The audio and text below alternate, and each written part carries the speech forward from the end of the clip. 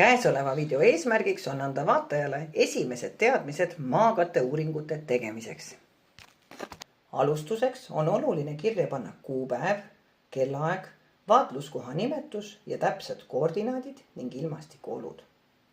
Seejärel võetakse kaasa vajalikud mõõtevahendid ning alustatakse mõõtmistega. Uurimisala peab olema arvestatud 30 × 30 meetrit võimalikult tasasel alal. Kui oled välja valinud keskpunkti, siis fikseerid selle koha peal ka koordinaadid. Neid saab näiteks Maa-ameti või GPS-i abiga. Edasi tuleb määrata ilmakaared, diagonaalid ehk kirreedel, kaguloe, märgid mõõdulintidega ära. Lipukesed lähevad diagonaalide otstesse ja keskpunkti.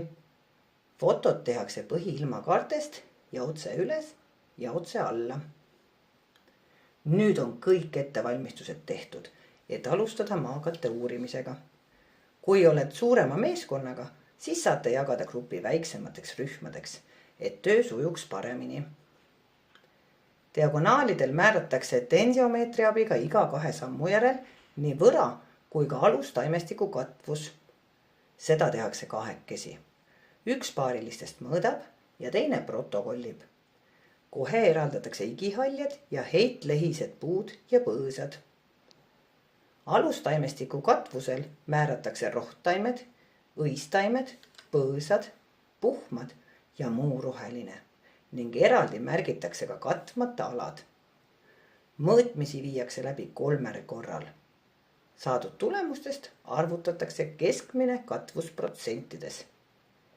Sinu sammude arv on alati 100%. Kuidas edasi arvutada? Küsi julgelt oma õpetajalt. Taimkatet uuritakse nii diagonaalil kui tervel ruudul.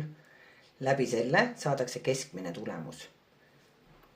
Uuritakse olemasolevaid rindeid, puurinne, põõsarinne, puhmarinne, rohurinne, sambla ja samblikurinne. Leiduvad taimed määratakse määrajate järgi ja kirjutatakse üles nii eesti kui ladinakeelsed nimed. Oluline osa on ka puude uurimisel.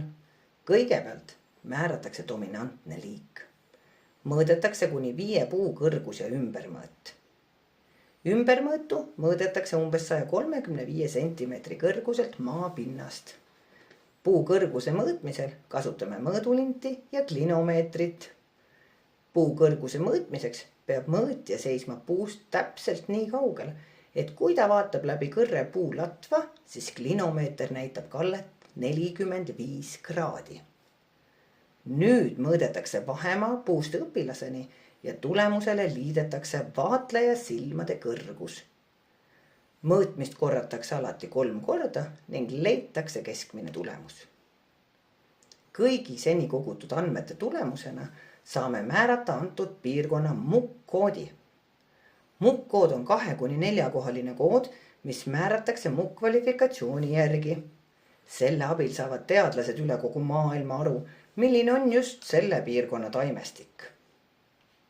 Ära unusta teha ka ühispilt. See on oluline osa, et kogu meeskond oleks jäädvustatud. Aitäh vaatamast ja imelisi teadusretki teile!